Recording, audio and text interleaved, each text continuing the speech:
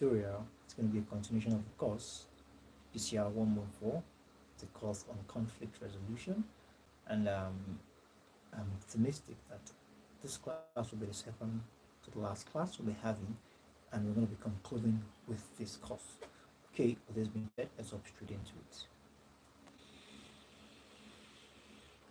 Okay, I have there's a PCR 114. PCR 114. Okay, so very quickly before we go into detail of things, just a moment.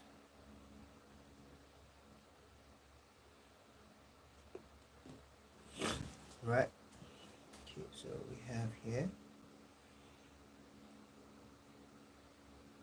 method of conflict analysis, progression and attitude. All right. Methods.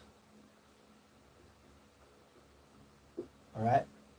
Analysis and analysis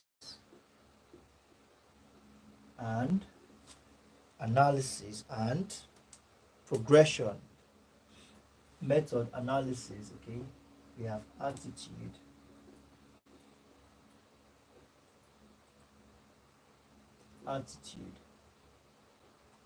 okay, and progression. Okay, progression of what? Conflict. Now, let's go into detail of things. We have a conflict, all right, does not just have to be made apparent in terms of its dynamics, okay, but also the forms of behavior, background interest, and needs of the what? Conflicting parties is needed to be perceived. All right. Now, let's talk about the methods.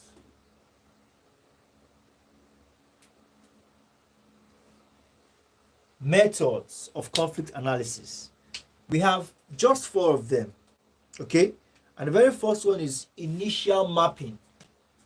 Okay. We have initial mapping. We have systematic questioning. Systematic questioning. Okay. We have circular questions. All right. Change in perspective. Okay, let's see. Circular. Okay. Yeah. Circular questions. We have 4. Mapping. All right. That's another mapping which has to do with visualization. Okay. Visualization of what? Of conflict. Now, very quickly, now this is the initial mapping. All right. Initial mapping. This is the stage, or this is the process whereby conflict, the act of the conflict, or the process involved in the conflict, is being analyzed. All right. You map. All right.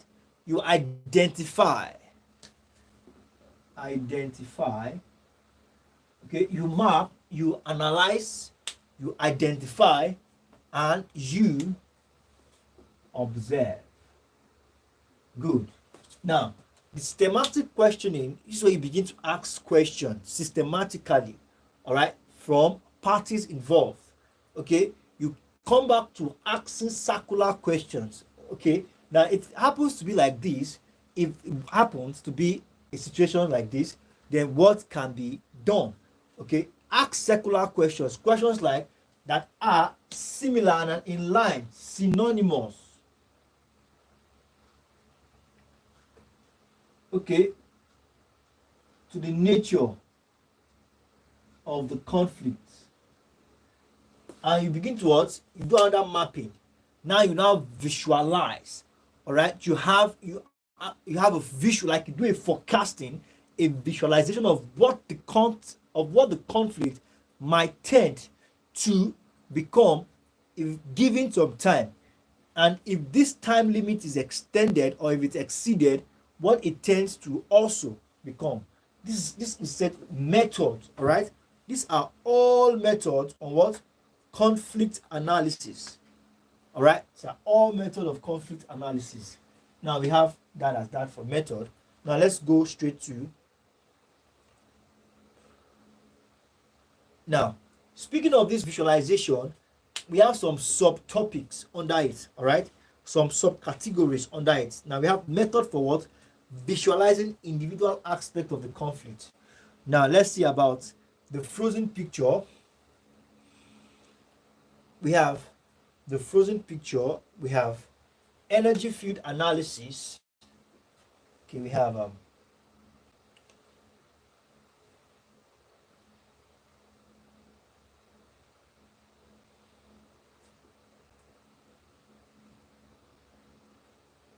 method of visualization.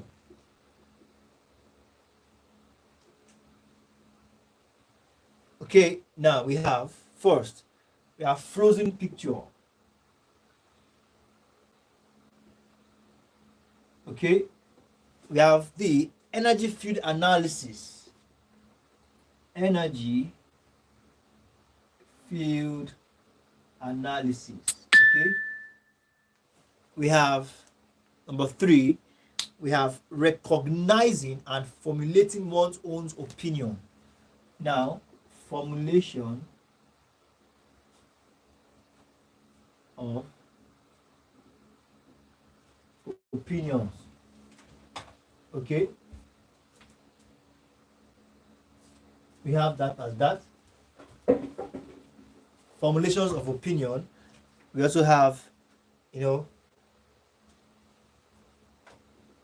men in conflicts.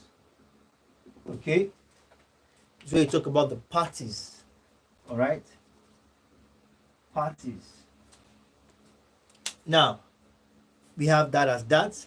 So frozen picture, in the sense that it's still about picturizing the context, all right, of the conflict. All right, bear in mind the party, bear in mind what the struggle is all about, put that all in emotion, take a pause, then analyze to break it down properly. All right, the energy field analysis, this is said to be the ultimate part of conflict, whereby energy is at its apex, or it's at its peak.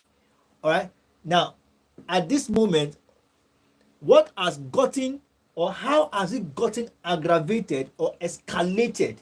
All right, the energies in the escalating of the conflict, how did it come about? Now this is the process where you observe the energy is particularly about the energy in escalating the conflict up to the level at which it is. All right, and here you begin to acknowledge, you begin to formulate opinions. Okay, now if this has been the problem, then why not let's access it? Why not let's take it towards this way, and let's see how we can make enhancements. All right, you formulate and acknowledge opinions here.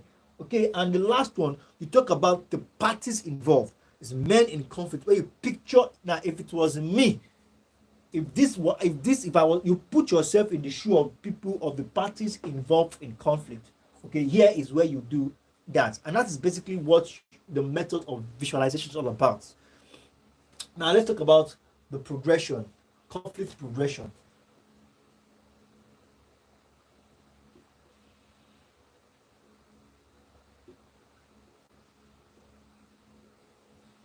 Now, the progression or timeline, okay, it's also called the timeline. Now, here, conflict is attempting to what?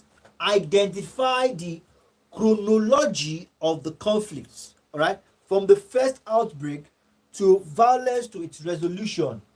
All right, first outbreak. Now let's take the word chronology accordingly, step by step accordingly. Chronology. Okay, we have, from the word timeline. Timeline. We have from first outbreak. Okay, first outbreak. We have to the stage of what? Violence and resolution. So as you can see here, it's a process. It's a chronological process. Looking at the first outbreak. Look at the first outbreak, at the point at which it got escalated, the violent stage, and at the point at which it was resolved. Right? All these processes is called the progression or the timeline. So we have that as that. Now, let's talk about conflict attitude.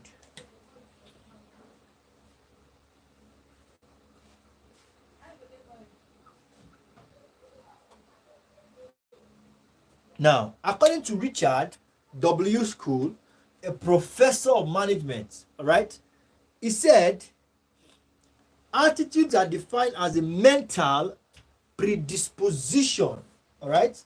Richard W. School. Richard, I believe you can see, okay, Richard W. Okay, School. Now, let me just erase. Let me erase this so we can have enough space. Okay.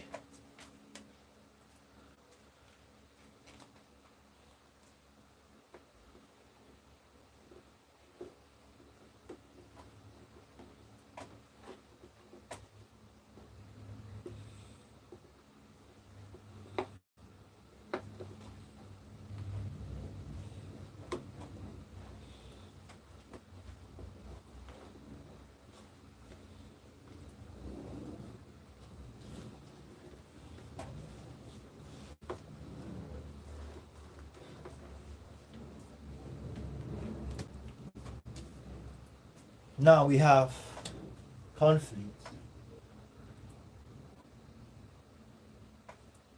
attitude. Now, Richard W. School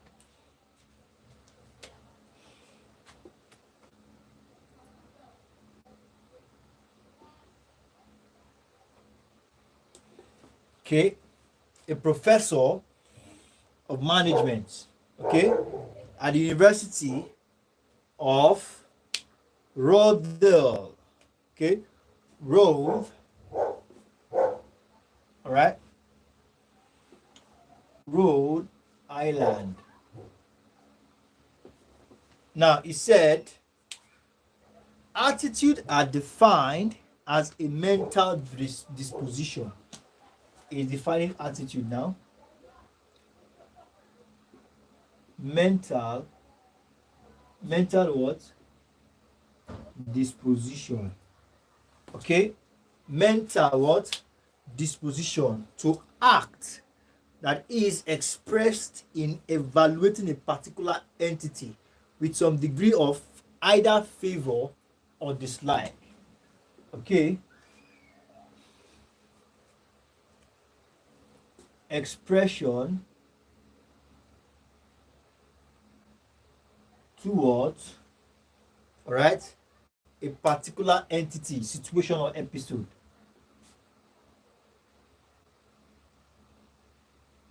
Okay, a particular entity, a degree with some degree of what? Favor or dislike.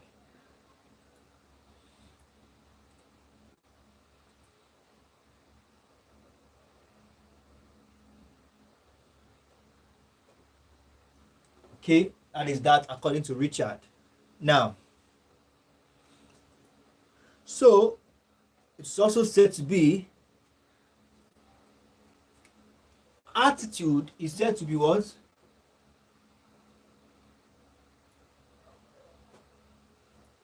Attitude, okay, is said to be with 4 components. 1, 2, 3, 4. Okay, 4 components. Now the cognitions, okay, and this is said to be our beliefs, okay, cognitions, okay, cognitions. We have affects. Cognition is said to be our belief, and the affect here is said to be feelings. You know, feelings like anger. They have a focal, all right.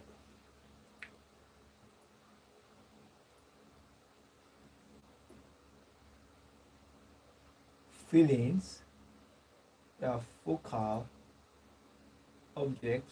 We have anger. Okay, we have anger.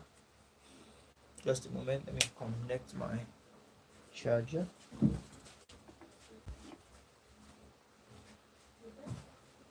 Okay, so we have all right, such as fear, love, okay, fear and anger. So we have thirdly, behavioral intention.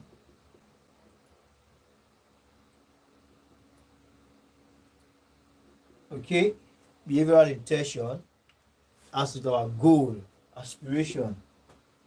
Okay, and we have the fourth one, we have evaluation. Evaluation, and this has to do with it's the central component of our attitude. Central component of our attitude. You know, it has to do with goodness or badness. Okay, degree of goodness or badness. So we have that as that.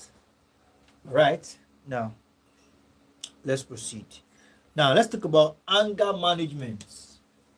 All right, anger management. What is anger? Now, it is an emotion. All right, it's an emotional state that varies in intensity. All right, emotional state.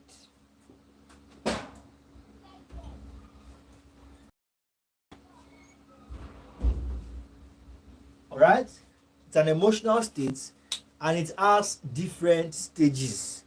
All right, we have the mild irritation or intense fury.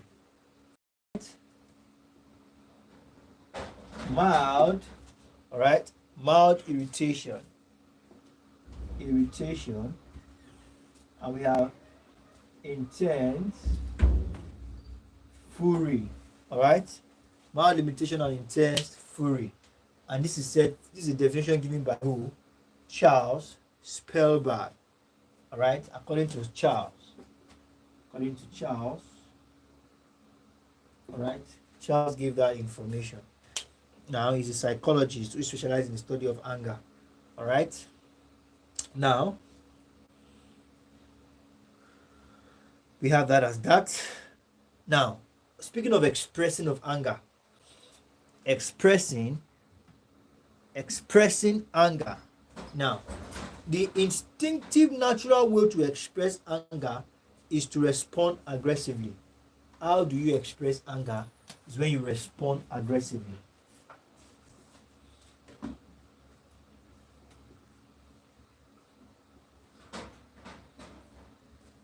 Respond what? Aggressively. Okay.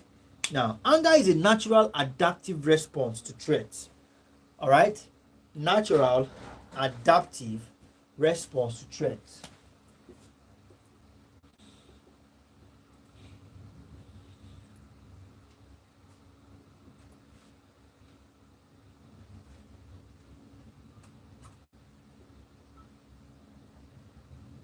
Natural adaptive, okay, response to what? To threat. Now, A certain amount of anger, therefore, is necessary for our survival. All right? Certain amount of anger is necessary for our survival. Anger can be suppressed and then converted or redirected. All right? Can be suppressed, converted, or redirected. Okay, so we have that as that. Now let's proceed. Unexpressed anger sure do create other problems. Okay, unexpressed anger sure do create other problems. It can lead to what? Pathological expression of anger, such as passive aggressive behavior, getting back to people, getting back at people indirectly without telling them why, rather than confronting them head on. Okay, that's what we call pathological pathological aggression. Okay, now let's talk about anger management. Now, anger management is to reduce both emotional feeling and psychological arousal that anger causes. Basically, anger management. Okay, I think I should erase this now.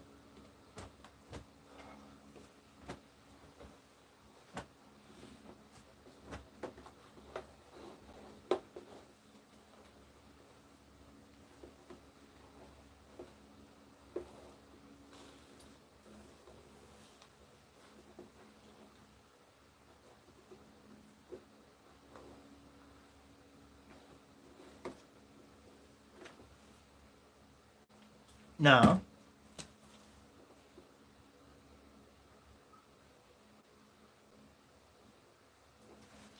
anger management is to what? Reduce what?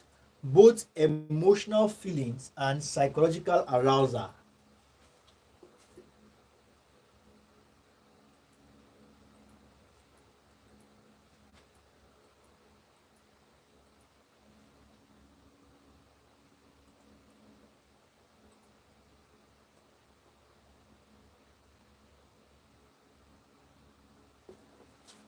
Emotional feeling and what? Psychological arousal. All right, that anger causes. Now, you can get rid of things or people that enrage you. All right,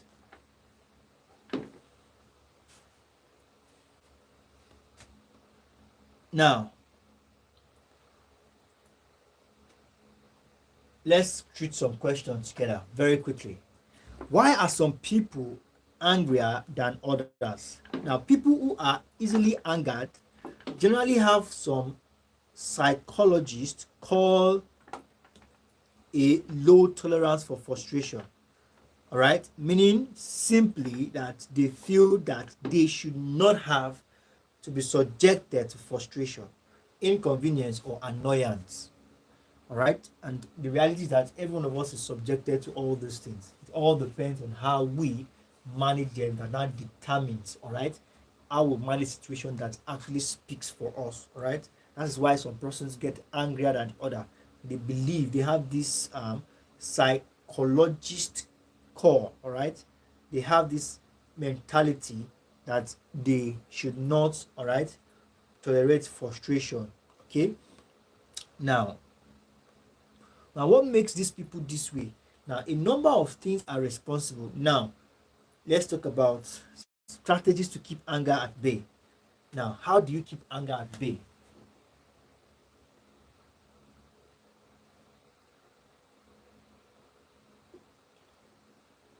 Meaning, how do you give anger distance, reasonable distance?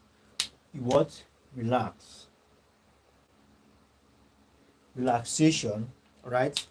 Simple relax to such as deep breath, okay, and relaxing imagery can help calm down your anger feelings. All right, take a deep breath, stay at something relaxing. Right now, we have what we call cognitive restructuring. Cognitive, okay, restructuring. Restruct Cognitive restructuring. Okay, changing the way you think. That's what it means. Changing the way you think. Change the way you think. Okay, just like those people who say that they believe that they should not be subjected to frustration. All right, you have to also change the way you think. Now we have that as that. You have to also improve your communication. Okay? Angry people tend to what jump and act on conclusion. So you need to deliberate about improving your communication skill. All right. Now we have that as that. You also have to change your environment. Changing of your environment can also help. Okay, can also help. Change of environment. Okay, improve communication. All right, we have that as that. Now let's take some questions on how you can deal with anger.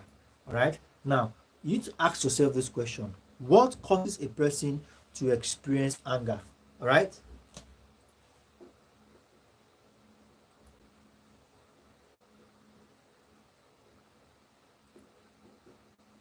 ask this question: what causes a person to experience anger? Now, there are basically two ways of experiencing anger. One, you feel angry with yourself over not having done as well as you had hoped on an examination. All right, maybe the anger at failure. All right, so you now therefore have other kinds of anger which you now what direct at someone else or some other subject. Okay, now as a result of this, you do not get it's okay to be angry, but it's not constructive.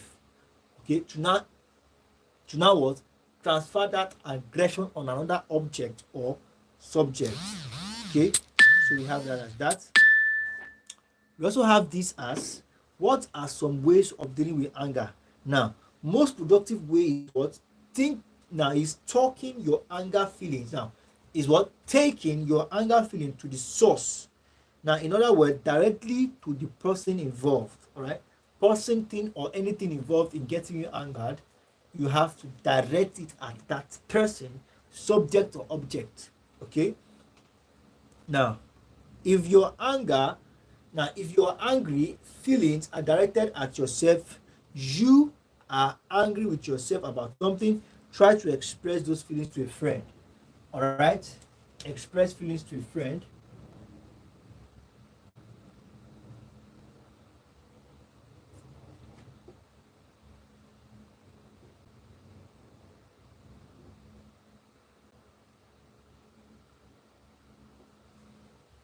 Okay, so we have that as that.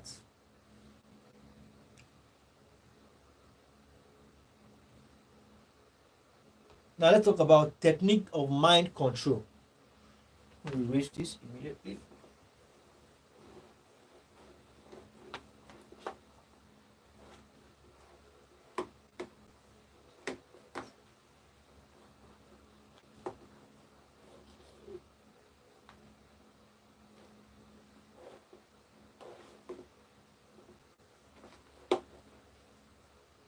Now, technique of mind control.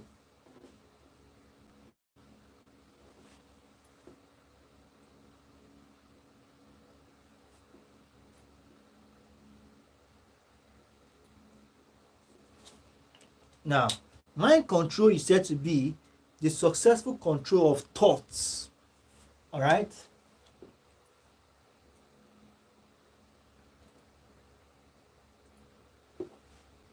Okay.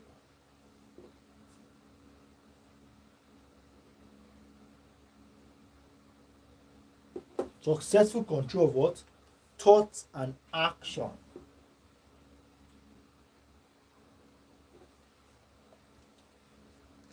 Okay. Successful control of thoughts and actions. Or another without. Okay. The successful control of your thoughts and action is said to be mind control.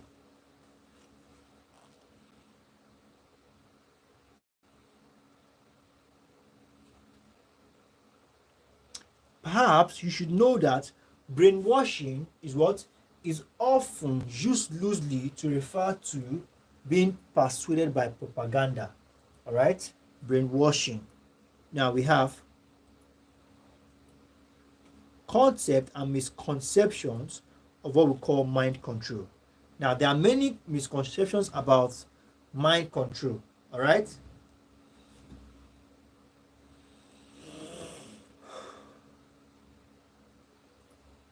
Now,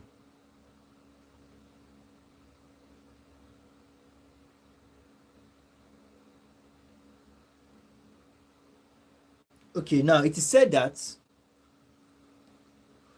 some people consider mind control to include the efforts of parents to raise their children according to what social, cultural, and moral and personal standards. Now, some think as it, now let's take this down. Now, some refer to as mind control, refer to mind control as what? Modification techniques to change your own behavior. All right? But still, others consider it as what? Mind control to be given what? Deliberate. Now,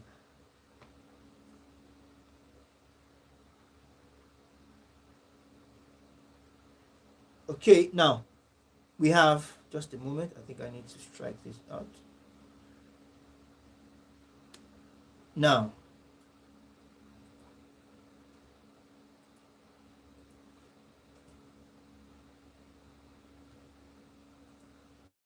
okay, so we can then say, in all these things we've been talking about, we can, from what we have been discussing, say that mind control is said to be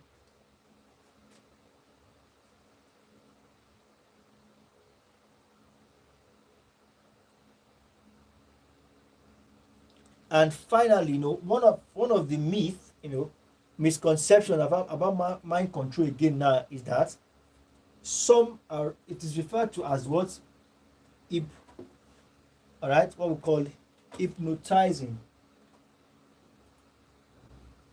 All right, hypnotizing. Okay, and just like we said, it's all misconception. But the process of what? Successfully controlling your thoughts and action is basically what is called mind control. All these ones are what? Misconceptions. So we have that as that. Now, I think on this note, we'll have to call it a wrap. We are we are so much far away from